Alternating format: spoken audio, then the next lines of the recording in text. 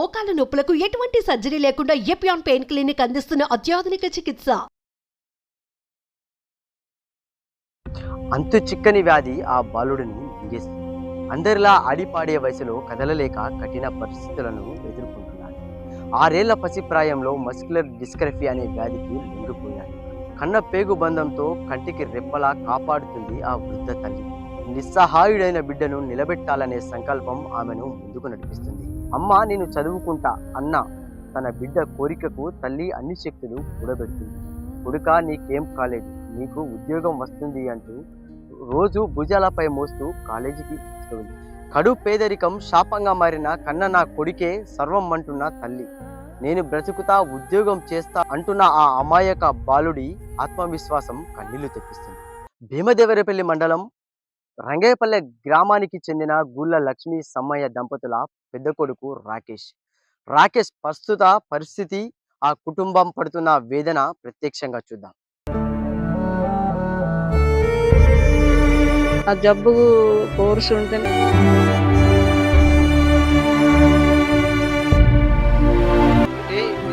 రాకేష్ కు ఎన్ని సంవత్సరాల క్రితం ఇట్లా జరిగిందమ్మా? అంటే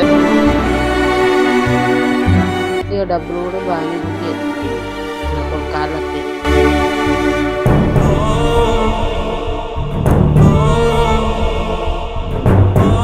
లేకుంటే మీరు ఇప్పుడు ఈ లోపలనే ఇప్పుడు 18 ఉన్నాడు కదా. రాకేష్ ఎట్లా ఉంది ఇప్పుడు పరిస్థితి? ఎట్లా ఆ మందును తెప్పించగలరని, అమ్మ లేకున్నా నేను ఉండలేను. ప్రస్తుతం అయితే మనం అంతు చిక్కని వ్యాధితో బాధపడుతున్నటువంటి రాకేష్ ఇంటి వద్దకైతే చేరుకున్నాము. చూడొచ్చు మనము, చాలా దయనీయమైనటువంటి పరిస్థితి వల్ల, చాలా అంటే ఇంటి పరిస్థితి కూడా వీళ్ళది చాలా దయనీయమైన పరిస్థితి. ఎందుకంటే కడు పేదరికంలో కూడా వీళ్ళు జీవనాన్ని కొనసాగిస్తున్నారు. ఎందుకంటే అందరిలాగే తన కొడుకు అందరిలాగే 6 సంవత్సరాల వరకు కూడా ఆడుకున్నాడు. ఎంతో యాక్టివ్ గా ఉన్నాడని కూడా ఎంతో మునుపు అయితే మనకు ఆ తల్లి చెప్పిందంటే వాళ్ళ ఇంట్లో ఉన్నారు, మనం అసలు ఏంది వాళ్ళ కుటుంబ పరిస్థితి ఏంది అనేది కూడా మనము అడిగి తెలుసుకున్నాం. అసలు ఆ వ్యాధి ఏంటి, ఆయనకు అసలు ఇలా ఎందుకు జరిగింది అనేది కూడా మనం తెలుసుకునే ప్రయత్నం అయితే చేద్దాం. చూడండి, ఒక చిన్న పూరి గుడిసె, అంటే ఇది చూడొచ్చు, ఒక 4 సిమెంట్ స్తంభాలతో రేకులు వేసుకుని కూడా వీళ్ళు ఇందులోనే జీవనం కొనసాగిస్తున్నారు. ఇందులోనే బాత్రూము, ఇందులోనే తినడము, ఇందులోనే పడుకోవడం. ఎందుకంటే చాలా దయనీయమైన పరిస్థితి. చూస్తుంటేనే అసలు చాలా బాధ కలిగించే విషయం. వాళ్ళ అమ్మ ఉన్నారు, వాళ్ళ అమ్మతో మాట్లాడించే ప్రయత్నం అయితే చేద్దాం. అసలు ఇది ఏమైంది ఆయనకు, అసలు ఇది ఎప్పటి నుంచి ఆ వ్యాధి ఆయనకు వచ్చింది అని కూడా మనము అడిగి తెలుసుకుందాం. అమ్మ, అంటే చెప్పండి, అసలు ఏమైంది మీ కొడుకు, అసలు ఏం జరిగింది? నా కొడుకు 6 తరగతి నుండి జబ్బు వచ్చింది. ఈ జబ్బు వచ్చిన కాడ నుండి హాస్పిటల్ తీసుకుపోయాను, అటు ఇటు తీసుకుపోయాను. తీసుకుపోయి డబ్బులు కూడా బాగా పెట్టినా కూడా వాళ్ళు అన్నారు కదా, అమ్మ నీ అదిష్టం అమ్మ, నువ్వు డబ్బులు బాగానే పెట్టుకుంటాను, మేమేం చేయలేము, అత్తయ్య లేకుంటేదమ్మా, నువ్వే తెచ్చుకోవాలి, చేసుకోవాలి, చదువుకోవాలి, ఎట్లనో అమ్మ అని డాక్టర్లు కూడా అన్నారు. సరే అయితే అది మరి ఏం చేద్దాం, నా కొడుకు పెద్ద దొరుకుతాడు, గట్టిని చదువుకుంటా, గట్టిని పెద్ద పింఛన్ వస్తుంది, గవ్వేని గడుపుకుంటా, నా కొడుకుని చదువుకుంటా అని నేను ఆ తరగతి చదివించుకున్నా. వంగరలో చదివించుకున్నా, 10 దాకా చదివించుకున్నా. మళ్ళీ తర్వాత మళ్ళీ కాలేజీ చదివించుకున్నా ములకనూరులో తీసుకుపోతాను కాలేజీకి. ఇప్పుడు 12 చదువుతాను నా కొడుకు. ఆ జబ్బుతోనే అవస్థపడతాడు. ఆ జబ్బు కోర్సు ఉంటేనే బతుకుతాడట, ఆ కోర్సు లేకపోతే నా కొడుకు చనిపోతాడట. నేను చేసేందుకు నా కొడుకుని పట్టుకొని నీ కూలి పోతాను, నాని పోతలేను, నా కొడుకుని బాగానే బతికించుకొని నేను బతుకుతాను. నాకేం లేదు, భూమి లేదు, జాగ లేదు, నాకు 2 కొడుకులు. నా కొడుకుతోనే నేను పట్టుకొని ఉంటాను. నాకు గవర్నమెంట్ ఏదన్నా సాయం చేయాలి, నా కొడుకుని బతికియాలి, మందులు సాయం చేయాలి, ఇల్లు సాయం చేయాలి. నేను చదివించుకుంటానా, నేను ఉన్న రోజులు నా కొడుకుని చదివించుకుంటా, ఉన్న రోజులు నేను మోసుకుంటా, అడ్డబాపు వేసుకొని మోసుకుంటానా. నాకు ఆ కోర్సు నా కొడుకు చెప్తే బతుకుతే, నా కళ్ళ ముందడు కొన్ని రోజులు బతుకుతే నాకు తృప్తి. నేను చేసేందుకు చేయకెందుకు. అంటే ఇప్పుడు ఇది రాకేష్ కు ఎన్ని సంవత్సరాల క్రితం ఇట్లా జరిగిందమ్మా? అంటే చిన్నప్పుడు అందరిలాగానే పుట్టాడా ఎట్లా? మంచిగానే ఉన్నాడు, చిన్నప్పుడు మంచిగా ఉన్నాడు, బడి వెండు, నడుచుకుంటా, వ్యాన్ ఎక్కిండు, మంచిగానే చదువుకున్నాడు, పోయిండు. ఇక 6 వెళ్ళి 7 పడుతూనే ఇక పడిపోయింది, కాళ్ళు కూడా పోయినాయి. హాస్పిటల్ కూడా ఎక్కడెక్కడ హాస్పిటల్ పోయినా, హైదరాబాద్ పోయినా, తిరుపతి పోయినా, ఎక్కడెక్కడ పోయినా, కన్మార్ పోయినా, మన ఎంజిగిరితో పోయినా, ఎక్కడ 15 రోజులు, నెల, 15 రోజులు, 20 రోజులు ఇగో గిట్లున్నా. ఏం చేయాలి? ఇగో గట్ల చేసిర్రు డాక్టర్లు. ఏం చెప్పలేదు ఇగ. ఇగ డబ్బులు కూడా బాగానే గుంజిర్రు. నా కొడుకు కాళ్ళొత్తాయి. అయ్యో! మందిలెక్క బతుకుతాడు. నాకు తృప్తి నడుత్తంటే పోతంటే అని కూడా నేను చేసిన. చేస్తే ఉన్నది రాలేదు కాలు. రాలేదు. అంటే ఇప్పుడు ఆయనకు కోర్స్ వాడాలంటున్నారు కదా! అంటే కోర్స్‌కు ఎంత డబ్బులైతాయని చెప్పిర్రు? అంటే ఎక్కడ మందు ఎక్కడ దొరుకుతదని చెప్పిర్రు ఆయనకు? ఇండియాలో దొరుకుతదట. ఇండియాలో. ఇండియాలో. ఇండియాట ఆడనే ఉన్నాయట మందులు. అయితే మందులు ఆడ ఉన్నాయి. అమ్మ నాకు మందులు వేస్తేనే నేను బతుకుతా. 20 మంది పడ్డాయంటే నేను చనిపోతా. అమ్మ నన్ను బతికించుకోవే అంటే మరి కొడుకా నువ్వు ఎవరికైనా ఫోన్ చేసుకో తెలిసిన వాళ్ళు. నేనైతే చదువుకోలేదు, నాకు తెలియదు. నీకు తెలిసి నువ్వు 12 చదువుతాను నువ్వు ఫోన్ చేసుకొని రప్పించుకుంటే నాకు దాదులు సాయం చేయమను, నాకు గవర్నమెంట్ ఇంత సాయం చేయమను, మందులు కోర్సులు తెమ్మను. కోర్సులు తెస్తే నేను 2-3 కోర్సులు పడితే అమ్మ నేను బతుకుతా అంటాడు. మరి నాకు గవర్నమెంట్ సాయం చేయాలి, నా కొడుకుని బతికేయాలి.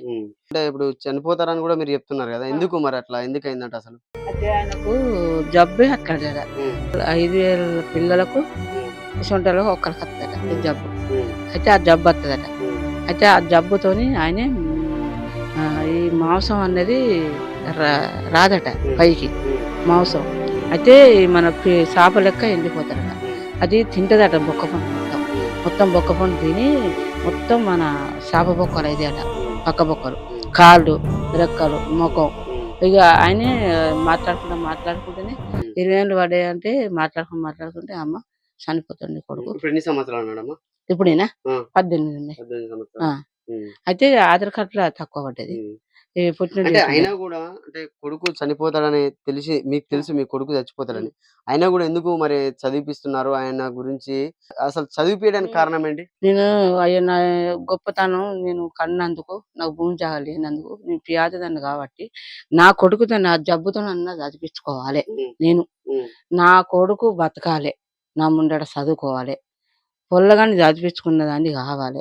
నేను గవర్నమెంట్ నాకు పెద్ద పెద్ద దాదులు గవర్నమెంట్ సాయం చేస్తే నా కొడుకు కోర్సులు తెస్తే ఏమన్నా మంచిగా ఉంటే కొద్దిగా అవి వాడితే కొడుకు మంచిగా నేను ఇప్పుడు చదివించుకుంటాను. నేను ఇప్పుడు నా కొడుకు వాళ్ళు ఇంత సాయపడి ఇంత బతికించుకుంటే నాకు కూడా ఇంత ధీరే. నా కొడుకుతో బతుకుతాడు, చదువుకుంటాడు, మందిలో కలుపుతాడు, మంచిగా అనిపిస్తాయి నాకు గట్లా. అంటే 20 సంవత్సరాల వరకు ఖచ్చితంగా చనిపోతారని చెప్పారా డాక్టర్లు ఎట్లా? డాక్టర్ చెప్పిండు, రమణి డాక్టర్ చెప్పిండు చనిపోతాడమ్మా. నువ్వు చదివించుకుంటావు, కష్టపడతావు, తిరిగినవు, ఖర్చు పెట్టినవు, నీకేం లేదు. ఇప్పుడు నువ్వు గవర్నమెంట్ను పట్టుకుంటే నీకు ఏదన్నా ఒక సాయం చేస్తాడు. లేకుంటే మీరు ఇప్పుడు ఈ లోపలనే ఇప్పుడు 18 ఉన్నాడు కదా, ఇంకో 2 సంవత్సరాలు చనిపోడేనే ఈయన ఎందుకు అని నేను బాధపడతాను. కలెక్టర్ ఆఫీస్ మీద పోతాను, కలెక్టర్ దగ్గర పోతాను, నేను ఎంఆర్ఓ దగ్గర పోతాను, మళ్ళీ ఆఫీసులో పోతాను. చాలా చెయ్యదు బతికితే నేను దిగలేదు ఇంటే చదివించుకుంటాను. అట్లనే చదివించుకుంటాను. నేను అంత జబ్బుతోనైనా నేను చదివించుకుంటాను. అడ్డబాపు వేసుకొని భుజం మీద వేసుకొని పోతాను కాలేజీ. బండి వేసుకొని కూడా ఆటో కిరాయి పెట్టుకొని అయినా పోతాను. బండి ఖరాబ్ అయితే పంపించాలి. ఇప్పుడు స్కూల్లో పోయినా కూడా మీరు అక్కడే ఉంటారా? ఆయనతోనే క్లాసులు జరిగినంతసేపు ఉంటా. ఇక పరీక్షలు అయిపోయినాయి అంటే, చదువు అయిపోయిందంటే, రాసుడు అయిపోయిందంటే ఇక అన్ని చెట్టు కింద కూర్చుండి నా కొడుకుని తీసుకొని వస్తాను. నేను నా కొడుకుని తీసుకొచ్చి ఇంట్లో వేసుకొని ఏమన్నా ఇంత కూర అదో ఇదో వండుకొని ఇంత నా కొడుకు ఇంత పెట్టుకొని నేను ఇంత తిని బతుకుతా. నా కొడుకును నేను చదివించుకుంటాను. నా కొడుకును మీరు బతికేయాలి. పెద్ద పెద్ద దాదులు గవర్నమెంట్ ఆదుకోవాలి. నాకు ఇల్లు లేదు, నా కొడుకు జబ్బుతో ఏడుతాను, జబ్బుతోనైనా నేను చదివించుకుంటాను. నాకేం లేదు సార్. మా ఆయన కూడా అంత పిచ్చి పిచ్చే ఉంటాడు. ఆయన కూడా ఏమన్నా చెప్తాడు, ఆశపడతాడు, ఆయన నన్ను చెప్తాడు. తెచ్చినా కూడా నా కొడుకు ఎట్లా కనిపిస్తాడు, నా కొడుకు ఎట్లా కనిపిస్తాడు. డబ్బు బొమ్మ లేదు, జాగలేదు, నాన్న కనిపిస్తాడు, బాబు కనిపించింది, అక్క కనిపించింది, బాబు కనిపిస్తాడు. నా కొడుకు నాకు ఉండాలి, బతకాలి. నాకు తీరే నాకు ఇవ్వలేదు, కాదు బతుకున్నది నాకు ఇవ్వలేదు. అవగారు భూమి లేదు, అవగారు లేదు, అత్తగారు లేదు, నేను లేదు, నాకు ఏం లేదు. అనేది బతుకున్నాను. నా కొడుకు బతికేది గవర్నమెంట్ సాయం చేసి పెద్ద దాదులకు దండాలు, గవర్నమెంట్కి దండం పెడతా, పెద్ద దాదులకు దండం పెడతా. చాలా నా అంటే కొడుకుని చాలా బతికించి చాలా దయనీయమైన పరిస్థితి. ఎందుకంటే అంటే కొడుకుకు 6 సంవత్సరాల వయసు ఉన్నప్పుడు అందరిలాగే తన కొడుకు బడికి వెళ్ళేవాడు, ఆడుకునేవాడు, ఎంతో సరదాగా ఉండేవాడు. కానీ అంతు చిక్కని వ్యాధితో బాధపడుతున్న కొడుకును అని అంటే ఆత్మవిశ్వాసాన్ని కోల్పోలేదు తల్లి. ఎందుకంటే కొడుకు యొక్క కాళ్ళు, రెక్కలు పోయినా కూడా తల్లి మాత్రం ఆత్మవిశ్వాసాన్ని కోల్పోకుండా కొడుకును ఇంటర్ వరకు కూడా ఇంకా చదివిపిస్తుంది తల్లి. ఇంకా నా కొడుకు బ్రతికే ఇంకా కూడా నేను చదివిపిచ్చుకుంటా అని కూడా తల్లి అయితే దాతలు సహాయం చేస్తే నేను నా కొడుకును బ్రతికించుకొని చదివిపిచ్చుకుంటా అని కూడా ప్రాధేయపడుతున్న పరిస్థితి అనేది చాలా హృదయ విదారక ఘటన ఇది. ఎందుకంటే హృదయాలను కలిచివేసే ఘటన. ఎక్కడైనా కూడా ఇప్పుడు ఉన్న సమాజంలో ఒక ఒక ఏ కాలు వంకరవైనా, చెయ్యి వంకరవైనా గూడా వాళ్ళ పసికందులను కూడా ఇలా చెత్తబుట్టల్లో పారేసిపోతున్న పరిస్థితి ఉంది. కానీ ఈ తల్లి మాత్రం తన కొడుకును చదివిపిచ్చుకోవాలనే సంకల్పం, బ్రతికించుకోవాలనే సంకల్పంతో మాత్రము ఆహ్, ముందుకైతే వెళ్తుంది. మనతో పాటైతే రాకేష్ ఉన్నారు. అంటే రాకేష్‌ని గూడా అడుగుదాం. అంటే ఏంది అసలు పరిస్థితి అనేది గూడా చూడొచ్చు. ఇక్కడ రాకేష్ కాలైతే చిన్నప్పుడు అందరిలాగానే నా కొడుకు ఆడుకునేవాడని ఇంతవరకు మనకు ఆ తల్లి అయితే చెప్పిన పరిస్థితి ఏందో మొత్తం పూర్తి స్థాయిలో కూడా రాకేష్ కాళ్ళు మొత్తం వంకరబోయాయి. ఎక్కడ మళ్ళీ ఇప్పుడు ఇటు రావడానికి కూడా ఇవి సహకరించడం లేదు. ఇప్పుడు 2 కాళ్ళను కూడా ఇట్లా స్ట్రెయిట్‌లో పెట్టలేని పరిస్థితి చూడొచ్చు ఇక్కడ. ఇది చూడండి పూర్తి స్థాయిలో కూడా అక్కడి నుంచి ఇక్కడి వరకు కూడా కాలు మొత్తం కూడా పోయింది. అంటే వ్యాధికి గురైన పరిస్థితి అనేది ఇక ఈ కాలుపై కూడా మాంసం మొత్తమే లేదు. ఎందుకంటే ఇప్పుడు వాళ్ళ తల్లి చెప్తున్న సమయంలో కూడా ఎందుకంటే మాంసం అనేది మొత్తమే పెరగదు. మాంసం అనేది మొత్తం ఇందులో మొత్తం ఒక కాలు బొక్కలు తప్ప అసలు వేరే ఏం లేవు. అంటే ఒక కూర్చున్నాడు అంతే. ఆయన ఒక శ్వాస పీల్చుతున్నాడు అంతే తప్ప రాకేష్‌లో ఎలాంటి కూడా కదలికలు అనేటివి లేవు. ఒక తల కూడా కరెక్ట్‌గా పెట్టలేని పరిస్థితి అంటే చూడండి ఇక్కడ దయనీయమైన పరిస్థితి చూస్తుంటేనే కన్నీళ్లు ఆగలేని పరిస్థితి అయితే ఉంది. చూడొచ్చు చేతి అయితే అసలు చూడండి ఇక్కడ ఇది చూడండి చేతి ఎంత దారుణంగా ఉందంటే చూడండి.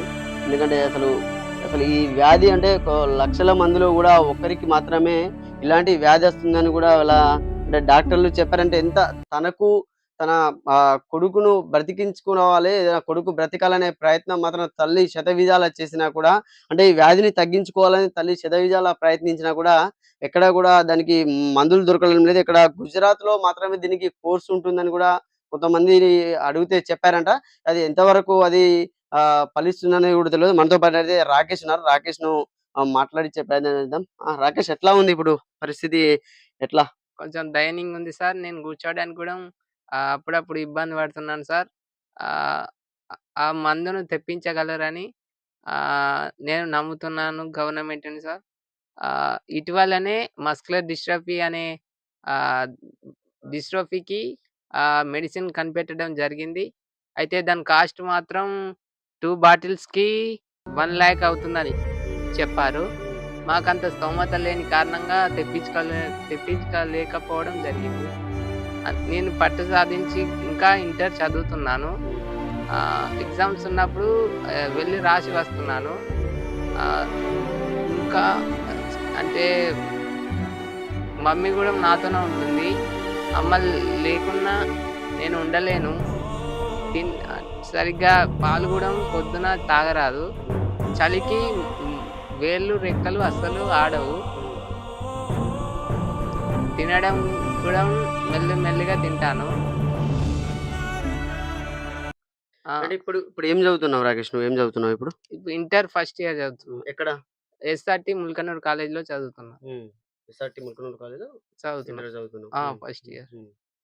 అంటే ఇంకా చదవాలనే కోరికుందా రాకేష్ నీకు? ఇట్లా అంటే చాలా మంది అంటే మంచిగున్న వాళ్ళే చదువుని వదిలేస్తున్నారు. అంటే ఎందుకు నీకు చదవాలనే సంకల్పం ఎందుకుంది రాకేష్?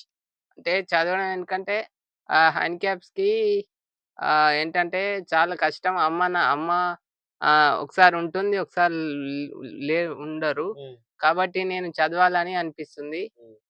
నా పైన నేను ఉద్యోగం సాధించాలని నేను అనుకుంటున్నాను. అందుకే పట్టు బిగించి చదువుతున్నాను. చూడొచ్చు. ఎందుకంటే నేను మా తల్లిదండ్రులు నన్ను చదివిస్తున్నారు. నేను ఖచ్చితంగా పట్టు సాధించి నేను ఒక ఉద్యోగమైనా సాధించాలనే సంకల్పం నాకుంది అని కూడా రాకేష్ చెప్తున్న పరిస్థితి. ఎందుకంటే చాలా దారుణమైన పరిస్థితి చూడొచ్చు.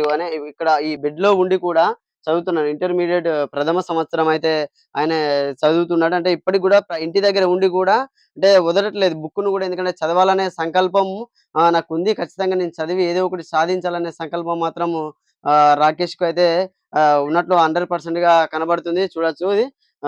రాకేష్. సో చూసారు కదండీ! ఎంత అంటే లక్షల్లో ఒకరికి వచ్చే వ్యాధి ఇది ఏంటంటే మస్క్‌లో డిస్ట్రఫీ అనే వ్యాధితో బాధపడుతున్న రాకేష్ మాత్రం వాళ్ళ కుటుంబ పరిస్థితి మాత్రం చాలా దయనీయంగా ఉంది. దాతలు గాని, ప్రభుత్వం గాని ఆదుకుంటే నా కొడుకును బ్రతికించుకుంటాను అని చెప్పి కూడా తల్లి బాధపడుతున్న పరిస్థితి అయితే ఉంది. కెమెరామాన్ జగదీష్‌తో సతీష్, సుమన్ టీవీ, సిద్దిపేట. ఆ జబ్బు కోర్స్ ఉంటేనే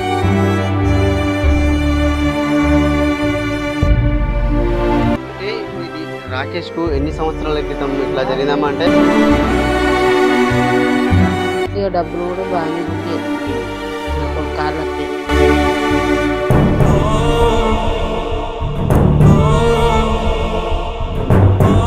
లేకుంటే మీరు ఇప్పుడు ఈ లోపలనే ఇప్పుడు 18 ఉన్నాడు కదా. రాకేష్ ఎట్లా ఉంది ఇప్పుడు పరిస్థితి ఎట్లా?